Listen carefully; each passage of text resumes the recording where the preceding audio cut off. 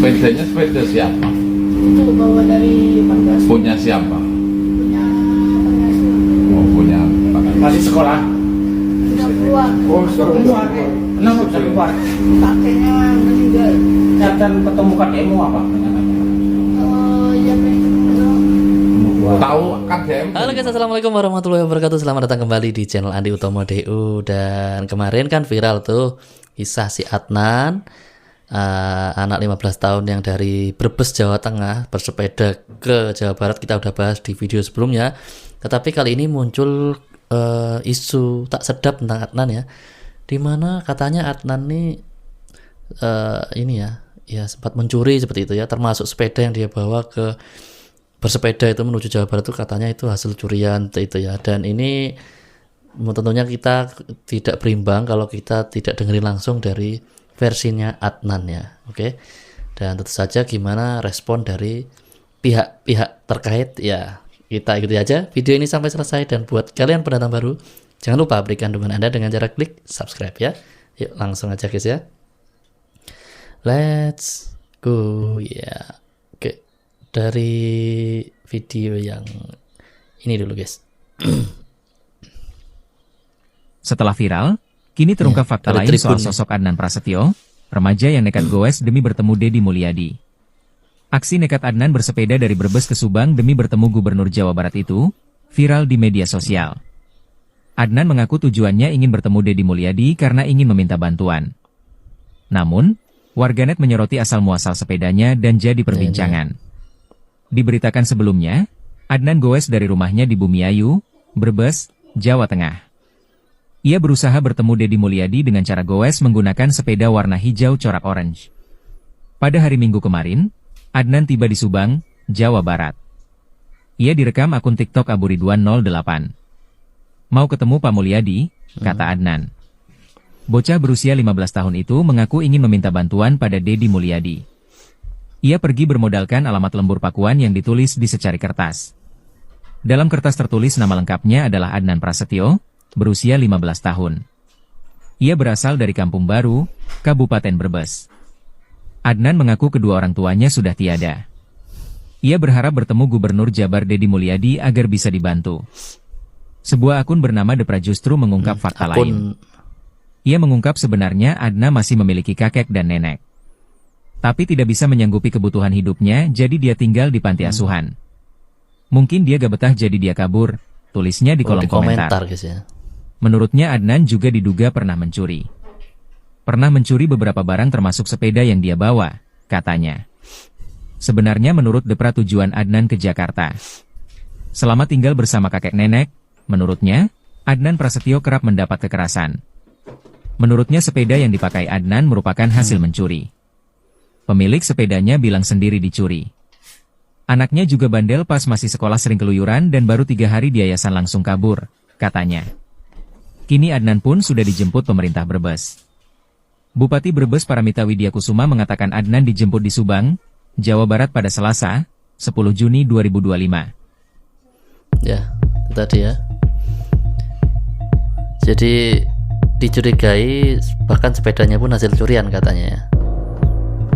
Oke, kita sekarang dengarkan ya versi wawancara dengan Adnan ya setelah kejadian kemarin ya. Nah kabarnya kamu sampai Jawa Barat tuh naik sepeda? Iya. Naik sepeda sendiri? Berapa hari? 2 hari. 2 hari ya? Istirahat di mana?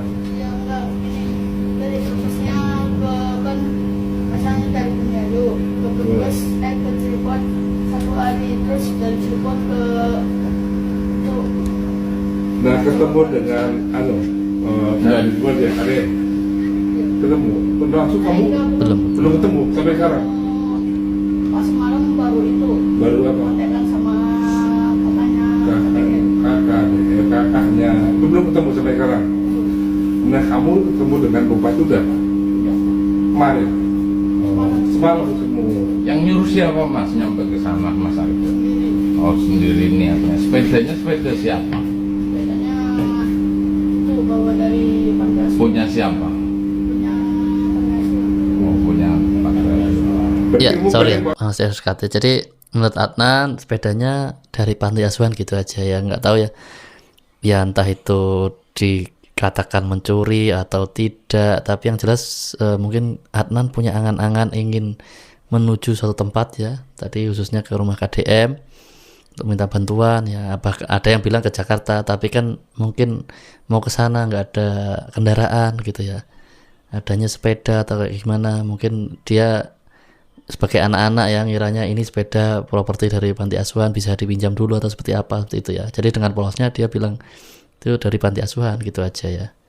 Jadi maksudnya kan gini, bukan ambil dari rumah orang gitu ya, enggak ya, itu berada di panti asuhan itu sendiri gitu ya. Ini versi Adnan guys ya. Oke, kita dengerin sampai selesai ya. Balik kok, kayak sepeda juga kok diantar. Balik ke pakai mobilnya. Ya, hari ini sampai sini berarti pakai diantar. Diantar sama siapa? Sama dinas sosial ya.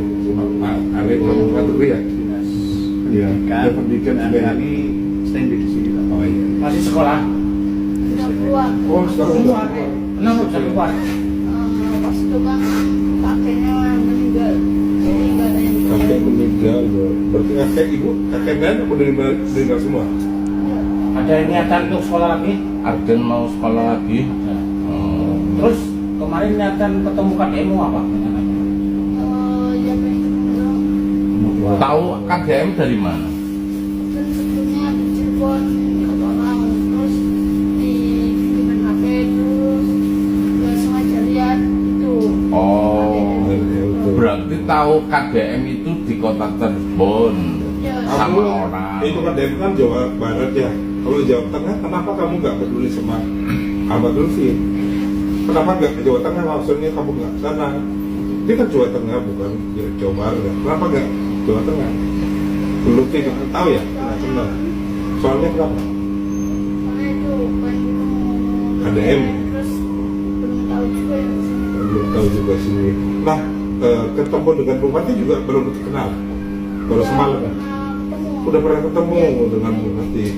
Harapan kamu bagaimana selaku masyarakat? Orangnya nggak sekolah, putus sekolah, mau sekolah lagi apa enggak, terus bagaimana? Mau sekolah. Kebahagiaan. Masih berapa? Ini berarti yang dipakai Adnan naik sepeda ke Subang ya? Oh, sepedanya nggak apa-apa, nggak ada masalah waktu digoes ke sana, nggak ada apa-apa ya? Ini masalah Apanya? Masalahnya di apa? kan ring kecilnya itu hilang satu. Ah, ah. Nggak ada giginya. Oh, ada giginya. Oh, naik. Sendiri. Hmm.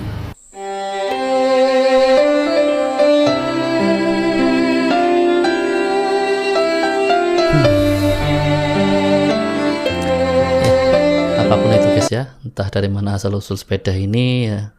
Tapi yang jelas tadi kan ada yang komen katanya ada kakek neneknya, ternyata dari versi Adnan kakeknya udah meninggal begitu ya. Dan di panti asuhan ya mungkin ya kita nggak tahu ya, kita nggak bisa menjudge juga bagaimana kehidupan sehari-hari di panti asuhan.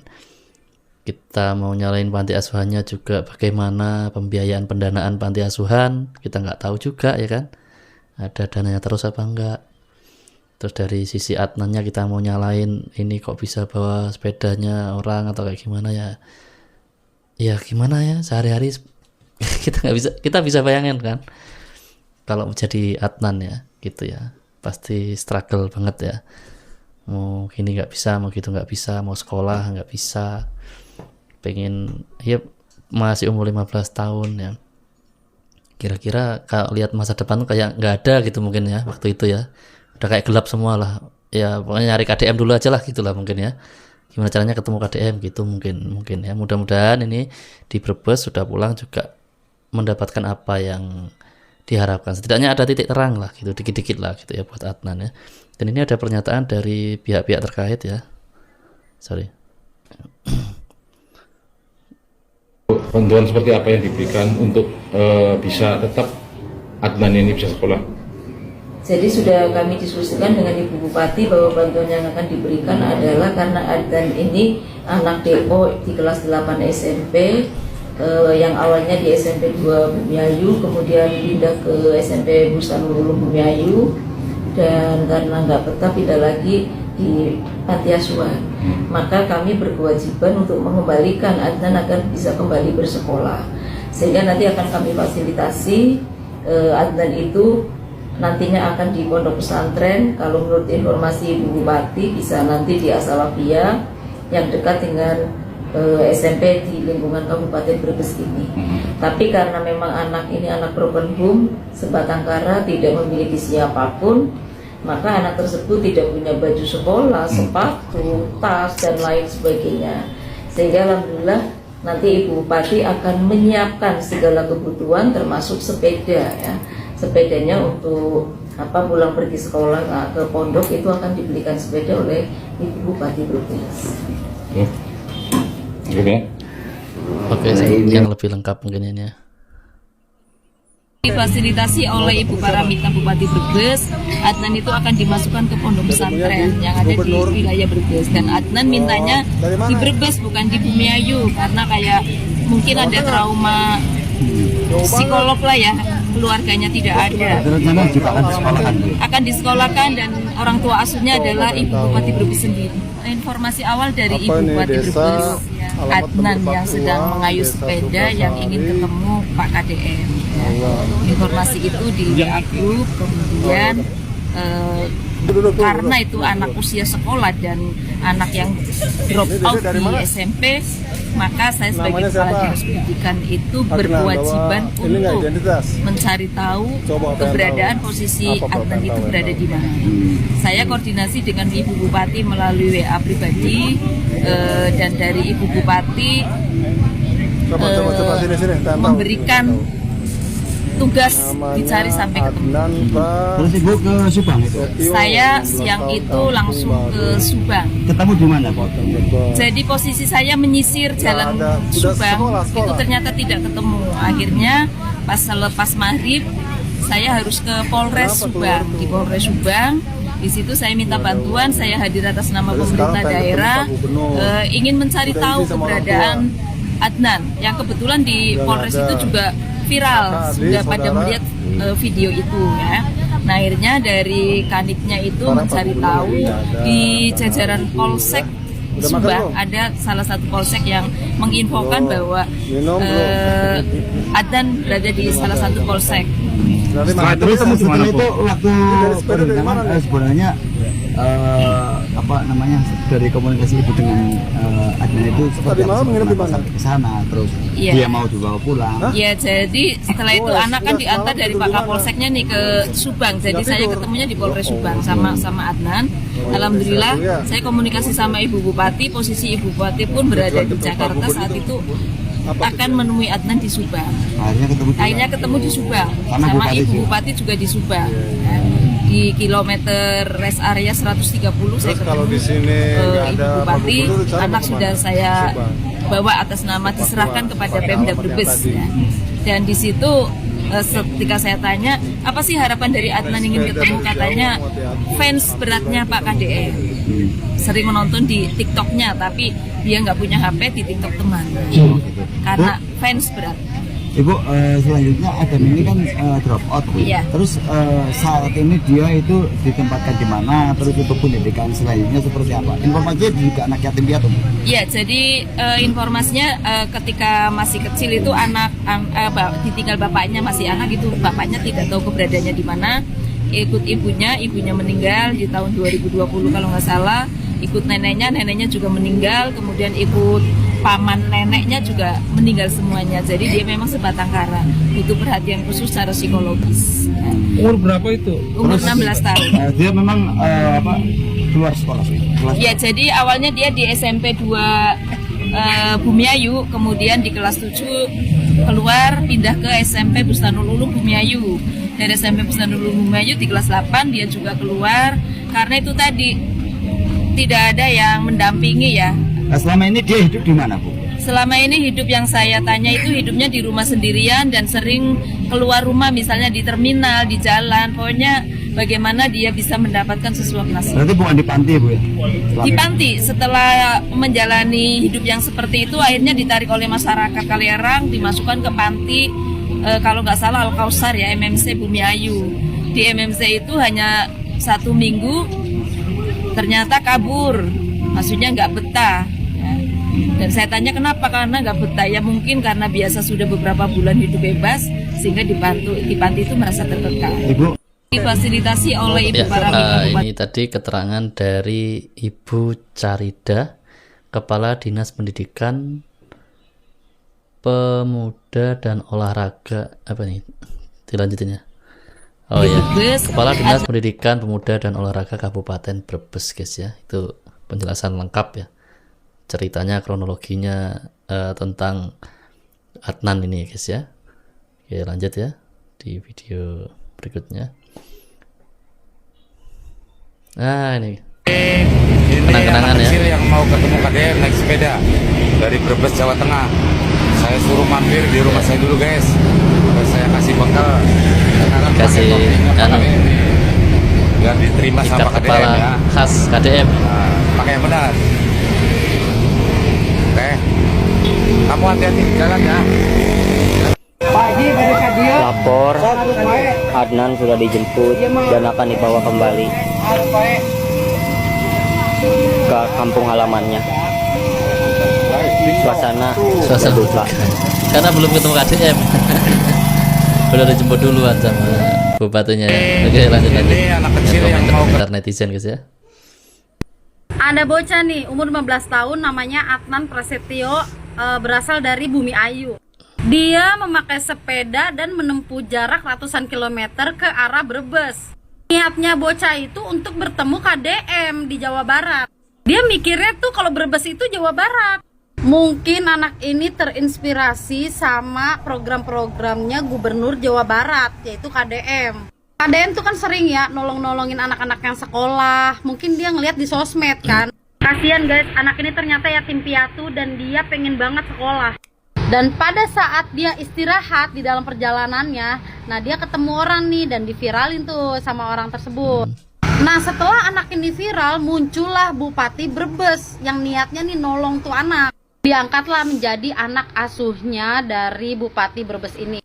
Wah Bu, kemarin kemana itu anak sampai nyari gubernur lain? Itu kan anak yang wajib banget dibantu ya, ditolong dalam pendidikannya gitu.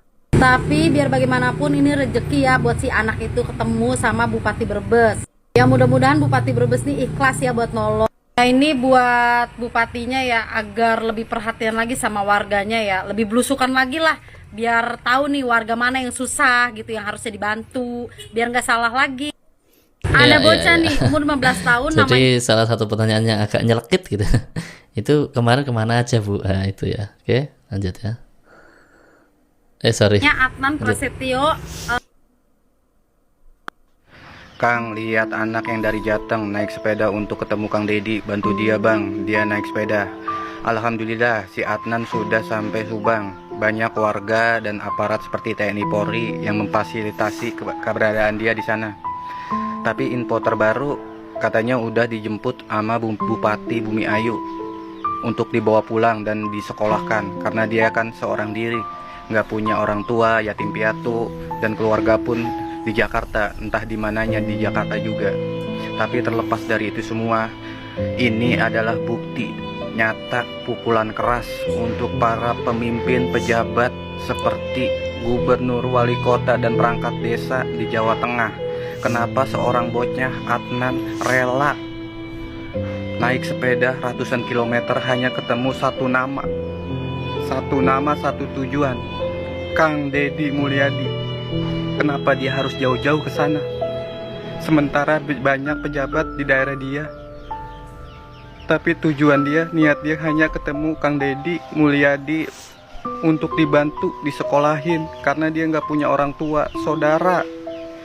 Kemana pejabat kalian semua di sana? Kemana KPAI? Kemana orang-orang yang selalu mengkritik, menyinyiri program Kang Dedi Mulyadi? KPAI mana ya? Adnan mungkin dia tahu dari orang kalau Kang Dedi Mulyadi itu sering bantu-bantu sering-sering nyekolahin, sering jadi anak angkatnya banyak. Atan hanya diberi alamat Kang Deddy Mulyadi. Tolong semuanya yang untuk para elit, pejabat, kalau sudah tidak membantu, jangan mengganggu program Kang Deddy Mulyadi. Ini adalah satu bukti nyata Adnan, bocah yatim piatu. Ya Allah,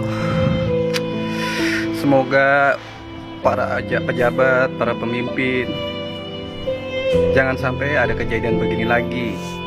Jangan nunggu viral dulu, jangan nunggu rame dulu beritanya, baru pada sibuk, pada gerak cepat. Tolong, ini adalah bukti nyata Kang Deddy Mulyadi benar-benar. Jangankan kita yang udah tua, bocah pun tahu seorang hati Kang Deddy Mulyadi gimana. Terharu, intinya terharu, sedih melihat Adnan tuh. Ya, Kang, ini yang paling menarik ya dari pembahasan ini adalah di mana KPAI yang kapan hari itu kritik terus ya soal kebijakan-kebijakan KDM ya. Ada kayak gini nih, kemana mereka ya? Katanya fungsinya cuma pengawasan. Apakah anak-anak seperti Adnan ini sebelumnya diawasi? Tentunya enggak ya. Kalau diawasi enggak bakalan tuh lepas naik sepeda sampai Jawa Barat ya, sampai udah nyampe Subang loh itu.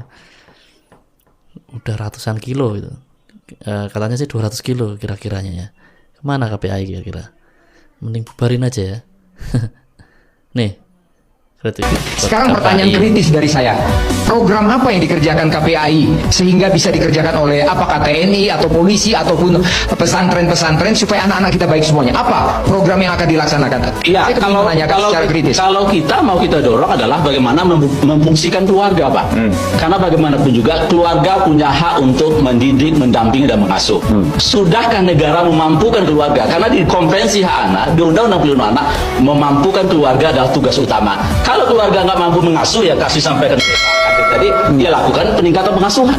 Kalau problemnya adalah ekonomi, intervensi melalui ekonomi gitu. Bukan ujung-ujung sok terapi masuk ke barat militer gitu kan. Tapi perlu diketahui begini, bahwa ini kan berjalan terus. Secara teknis, idealis silakan KPAI rapatkan kepada Pemda, dorong terus silakan. Tapi ini adalah extraordinary action yang perlu kita ambil sementara ini. Kalau nanti mau disempurnakan, monggo. Extraordinary action ini penting menurut Anda? Penting, bukan hanya gimmick semata. Bukan hanya gimmick. Karena ini kita teruskan. Cuman Mas Dewi tertarik dengan jawaban dari KPAI ya. Apa programnya? Jawabannya KPAI memampukan keluarga. Yang memampukan keluarga siapa? Apakah KPAI?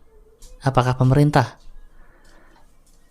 Kalau yang dimaksud memampukan keluarga itu pemerintah, lah terus apa kerjanya KPAI?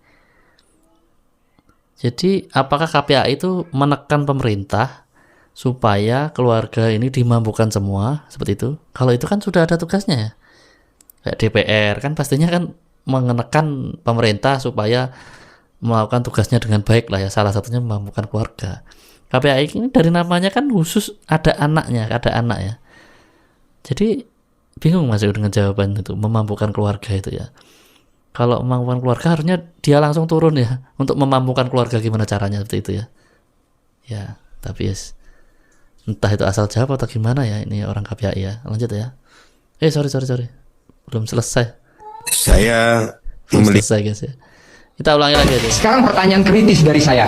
Program apa yang dikerjakan KPAI sehingga bisa dikerjakan oleh apakah TNI atau polisi ataupun pesantren-pesantren supaya anak-anak kita baik semuanya? Apa program yang akan dilaksanakan? Iya, kalau kita mau kita dorong adalah bagaimana memfungsikan keluarga, Pak.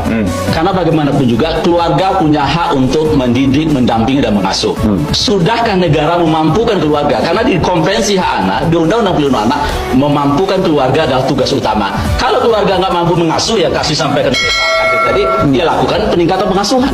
Kalau problemnya adalah ekonomi, intervensi melalui ekonomi gitu. Bukan ujung-ujung sok terapi masuk ke barat militer gitu kan. Tapi perlu diketahui begini, bahwa ini kan berjalan terus. Secara teknis, idealis silakan KPAI rapatkan kepada Pemda, dorong terus silakan. Tapi ini adalah extraordinary action yang perlu kita ambil sementara ini. Kalau nanti mau disempurnakan, monggo. Extraordinary action ini penting menurut menurut Anda? Penting. Bukan hanya gimmick semata. Bukan hanya gimmick, karena situasional seperti ini yang sesuai dengan yang tadi saya katakan, survei dan lain-lain sebagainya. Gini, Bang Jasra, tadi kan Anda katakan bahwa rumah nih ya yang harus jadi fondasi utama. Kan kalau kita ngobrol di pertemuan sebelumnya, masalah rumah, sekolah, kemudian masyarakat adalah sebetulnya fondasi utama menurut Ki Hajar Dewantoro. Tapi ketika tiga ini sudah tidak bisa mengcover, kalau Kak Seto bilang nih pendidikan non formal ya pendidikan karakter ini di barak ini. Nah, menurut Anda gimana? Iya, saya percaya tiga ini bisa gitu ya. Cuman pertanyaan kita sudahkah dievaluasi secara transparan? Kita nggak menemukan itu. Gitu. Apa problemnya? Apakah problemnya anggarannya kah? Atau SDM psikolog profesional tadi tidak tersedia? Atau tokoh-tokoh agama kita, tokoh adat kita belum difungsikan misalnya? Ini yang kita inginkan, sinergi, diperkuat ekosistem perlindungan anak ini. Pemimpin boleh datang dan pergi, tapi ekosistem perlindungan anak ada selama-lamanya. Nah ini yang harus kita perkuat. Regulasi yang didorong. Silakan. Ini apa yang disampaikan benar banget. Silakan. Tapi kan kita lihat survei statistik dari UNICEF 2016. Sekarang 2025. Berapa tahun itu? 6 tambah 5. 6 tambah 11 tahun. Tidak ada yang berubah. Tidak ada yang berubah. Makanya ini extraordinary action kita kerjakan. Nanti KPAI silakan.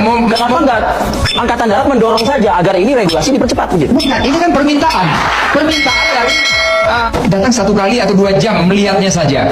Itu yang suka menimbulkan asumsi-asumsi. Ya. Dan saya mau nambahkan begini. Saya mau menambahkan begini. KPAI. Prinsip partisipasi anak itu penting, Pak. Betul. Dengar pendapat anak, bertanya kepada anak. Betul, oke. Karena yang dididik itu anak, Pak. Iya, saya potong sedikit. Kasih kita lihat negara-negara lain memuji apa program yang ada di Indonesia ini, khususnya yang lagi dikerjakan KDM ini. Ada salah satu negara Islandia. Dia sangat bangga dengan kita. Kenapa kita orang Indonesia sendiri tidak bangga dengan program-program bangsa kita sendiri? Mungkin bisa melihat program tahun 90-an, 93 ini dilakukan oleh Kodam Jakarta. Menarik disampaikan oleh Tirto ID, saya baca tadi gitu ya. Tahun 93 ini program ini pernah jalan yang disebut dengan Sekolah Kodim, Pak. Sekolah Kodim, kemudian sama anak-anak tawuran keresahan Jakarta waktu itu gitu ya. Kemudian masuklah awalnya sebulan tapi 4 hari Mas Fadil dilakukan gitu ya. Tapi 2 tahun setelah itu data menunjukkan kejahatan terhadap anak, kemudian anak membunuh anak itu justru meningkat. Ini data yang disampaikan oleh Dinas Pendidikan DKI gitu. Jadi kita harus belajar di sini. Sekarang DPR ya. Saya melihat ini dari video sebenarnya udah seminggu 2 minggu yang lalu ya. Dan udah ada di video kita yang lain juga. Cuman ini menarik ya. Terpaksa Mas Dewi tampilkan lagi ya. Supaya KPAI ini melek gitu guys ya. Melek ya. Karena ini tugasnya nggak jelas, benar nggak jelas ya. Kalau nggak jelas gini mending dibubarin aja gitu. Dan ini diamini oleh DPR ya. Kita lihat sekali lagi aja lah ya. Supaya lebih jelas lagi ya. Dari tugas-tugas KPAI ini dari klaster perlindungan khusus anak ini luar biasa sekali. Ibarat memang hal-hal yang menyangkut persoalan anak ini jelas ditangani oleh KPAI. Tadi sudah dipaparkan oleh Pak Rapidin, termasuk dengan korban program perlakuan seksual dan lain sebagainya. Saya melihat kalau dari kewenangannya ibaratnya macan ompong, ya. Nggak ada fungsi saya lihat apa-apa dibandingkan dengan LPSK. LPSK ini kemarin ada kejadian seorang guru memperkosa muridnya dan menggauli anaknya di Berandan. Ini LPSK menangani secara khusus. Harusnya ini adalah tugas KPAI sebenarnya. Mereka diberi hak prosedural. Mereka diberi bantuan rehabilitasi, psikologi, dan fasilitas restitusi. Diberikan kompensasi uang malahan kepada anak korban tersebut. Padahal itu adalah lembaga perlindungan saksi dan korban. Kalau kita lihat di sini, menyangkut KPAI ini kepanjangannya Komisi Perlindungan Anak Indonesia. Tetapi kenapa lebih menyentuh lagi LPSK memberikan kontribusi kepada anak tersebut? Ini menjadi pertanyaan juga ini. Apa tugas-tugas KPAI juga? Saya lihat, saya juga di daerah tidak ada menyentuh kok dengan masyarakat yang menjadi korban khusus untuk anak-anak. Makanya kalau bisa ini Bu, kita revisi lah ini. undang-undangnya. Agar KPA ini lebih dominan daripada LPSK yang memberi santunan kepada korban tersebut daripada KPA ini. Nggak ada apa-apanya. Jadi kita jangan menuntut terlalu besar kalau memang ini tidak kita revisi. Ini dari kunci dari segala-galanya. Saya rasa program-programnya Ibu sampaikan ini hanya barangkali sosialisasi saja, menyampaikan kepada masyarakat, menyampaikan kepada korban, tapi tidak lanjutnya, tidak ada apa-apanya. Mungkin itu pimpinan yang dapat saya sampaikan. Terima kasih. Assalamualaikum warahmatullahi wabarakatuh. Baik, lanjut kita dari sisi kiri saya, Bu Meti, kami persilakan.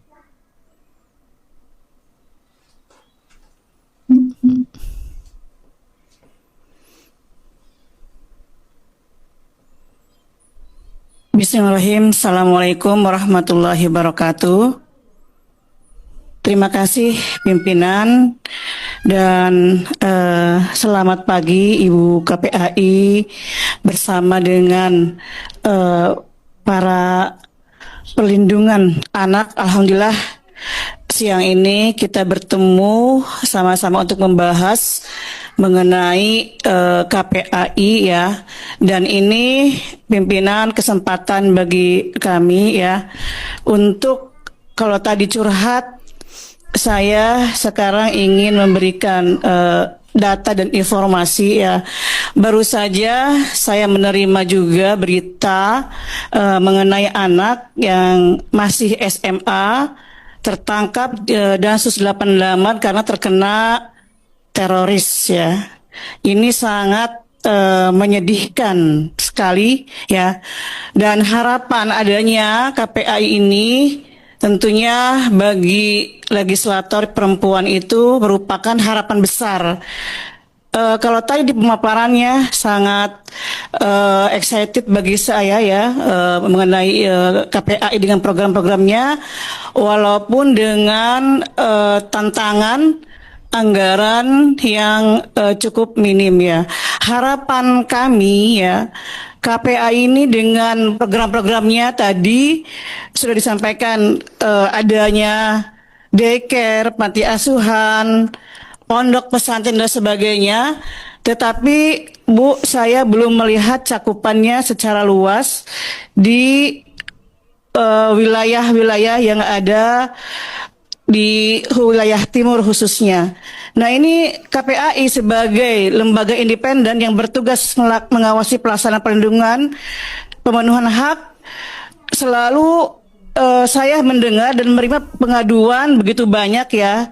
Di antaranya 2057 kasus, dan sepanjang tahun 2024 ini kasus ya yang paling banyak itu mencakup kekerasan seksual ya.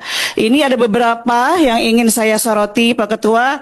Mungkin yang pertama mengenai kekerasan terhadap anak ya. Ini sering terjadi, saya lihat ya, anak-anak yang khususnya orang tuanya banyak kerja di luaran ya, terutama di area pasar yang saya saksikan sendiri. Ketika saya turun ke lapangan, itu setiap pagi tuh anak-anak mereka disabetin sama sabuk orang tuanya. Kenapa tidak mau sekolah gitu. Jadi dengan harapan saya dengan peristiwa seperti itu, butuh KPAI untuk bekerja sama dengan pemberdayaan perempuan, karena hadirnya KPAI ini tentunya bagi perempuan-perempuan di Indonesia cukup harapan besar ya, terutama tadi ya perlindungan anak. Dan saya juga mendapatkan berita lagi yang menyedihkan ya, ada anak yang sekolah SMA ya, itu pertama kerja sebagai di mengolah kecantikan, ternyata digiring lagi ke Kamboja dan akhirnya di sana dipaksa untuk mengoperasikan judi online ya. Jadi dari kedutaan nggak mendapat perlindungan ini, tolong bekerja sama dan berkolaborasi mungkin dengan anak-anak kita yang terjerat dalam kasus ketenagakerjaan yang masih di bawah umur.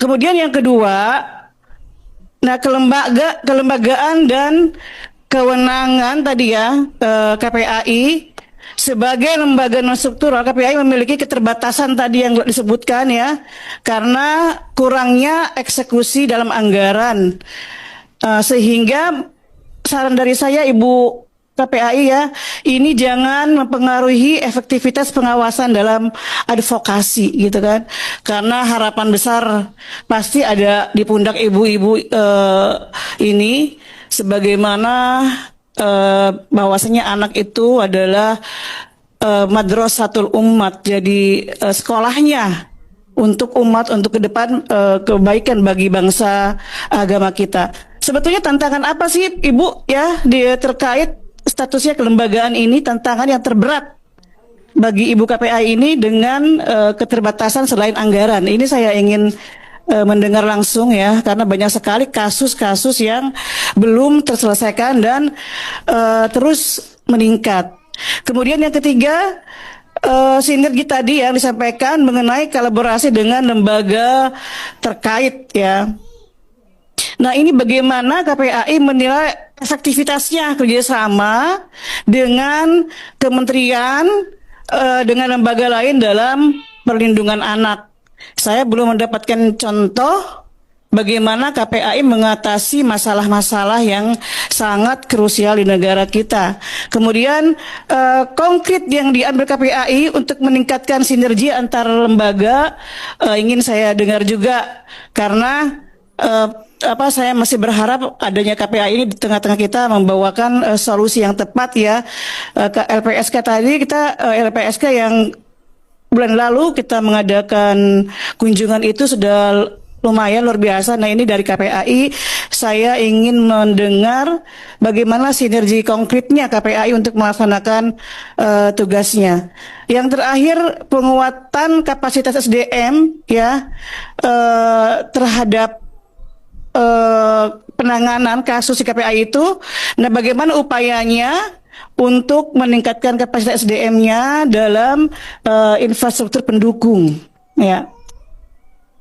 Nah, yang terakhir Pak Ketua, KPAI dalam memastikan bahwa setiap kasus yang diterima itu dapat ditangani secara efisien dan efektif ya, karena mungkin nanti apabila terlihat hasil dari KPAI ini untuk mengatasi dengan cepat dan cermat dalam permasalahan, bisa saja dari kita bersinergi dari Komisi 13 untuk boleh untuk menambahkan anggaran seperti itu Pak Ketua.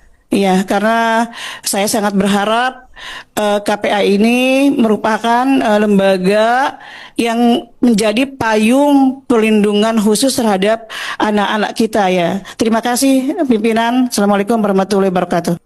Saya ya, melihat cukup panjang ya, dari list tadi, dari daftar tadi begitu panjangnya tuh isinya kekurangan semua. Jadi terlalu banyak ya kekurangannya KPAI ini ya. Bahkan tadi yang pertama bilang macan ompong ya, bahkan di caption bubarkan KPAI. Aduh, gimana menurut kalian, bubarkan kak KPAI ini? Ya guys ya, mungkin sampai di sini dulu video kita kali ini. Di video berikutnya kita masih ada video-video menarik lainnya. Oke, aktifkan notifikasi dengan cara tekan tanda lonceng dan pilih aja semua. Sampai jumpa di video berikutnya. Wassalamualaikum warahmatullahi wabarakatuh.